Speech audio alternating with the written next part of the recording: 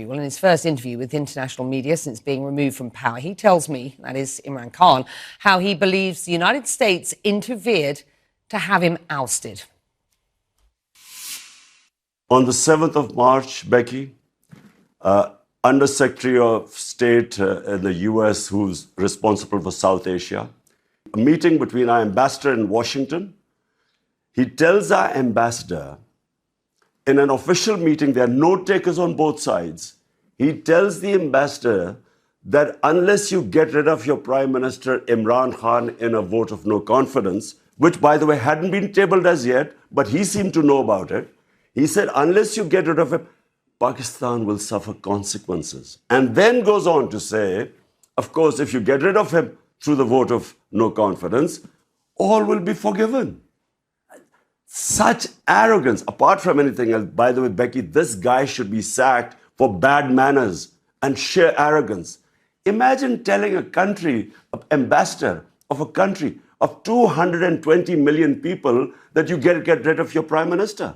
So this is where it started. The next day, this vote of no confidence is tabled in our parliament. I put it in front of our cabinet. The cipher was read out in the cabinet. There are minutes of the cabinet. Then I presented it in our National Security Council, where all the service chiefs were present. Why did I present them? Because this was a blatant intervention in the internal affairs of Pakistan, a regime change. The National Security Council decided to give a démarche, protested to the US in Pakistan and in Washington. We issued it. This is all minuted. Then we presented it to the Parliament Committee, then the Speaker of Parliament, then the President of Pakistan, who has this cipher, he sent it to the Chief Justice of Pakistan that there should be an inquiry held in this blatant interference in the internal affairs of Pakistan. Pakistan's new foreign minister says the United States and his country are entering a new engagement after what has been years of strained relations. And you and I have talked about those strained relations under your premiership. Do you believe, for the sake of Pakistan, that it is better to have a good relationship with the United States? Becky, I had perfectly good relationship with the Trump administration.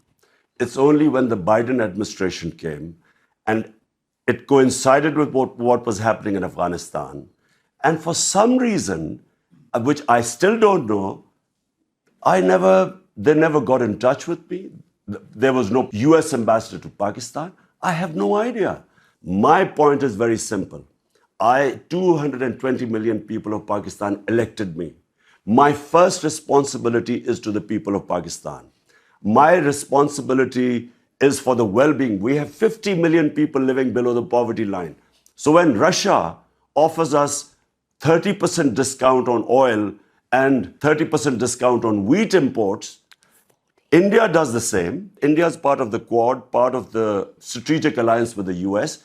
India imports oil from Russia, but for some reason, this was taken against me, as if I was being anti-US or anti-American. Before this happened, before this meeting with Donald Lu and our ambassador, the US Embassy was calling members of my party who were some of the backbenchers who were not happy.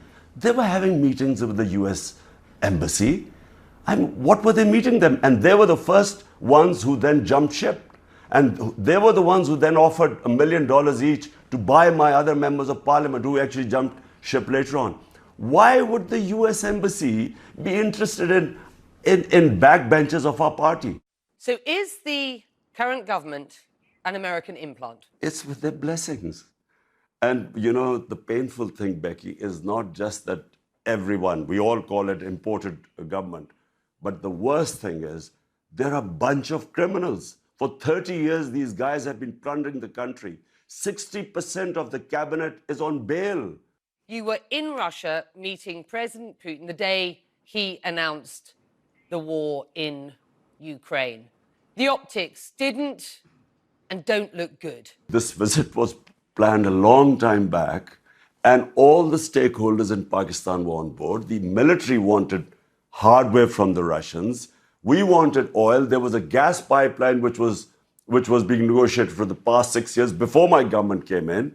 So this trip was planned a long time before. How would I know that the day I land in Moscow, President Putin decides to go into Ukraine? I wasn't supposed to know that. Do you regret that? I would regret if if we had known about the invasion and then I had gone in, I guess I would have regretted it, because I do not believe in military solutions. I have opposed all military ways of achieving political ends. But I wasn't supposed to know. Imran Khan, will you run again? Will you run again as Prime Minister in the next elections? Whenever the next elections take place, not only will we run, but I can predict right now that this will become the biggest party in Pakistan's history, because people are so incensed and feel insulted that these criminals have been foisted upon us, who have been plundering this country for 30 years. There is anger in Pakistan. Unfortunately, because of all this becoming public, the cipher, Donald Rule's comments, who should be sacked for bad manners, there's anti-Americanism. Because you know that so many regime changes, where the US, like in Iran, Prime Minister Mossadegh, like in South American countries, when unpopular governments are foisted on a people, the resentment then goes against the US. And unfortunately, yes, there is anti-Americanism right now.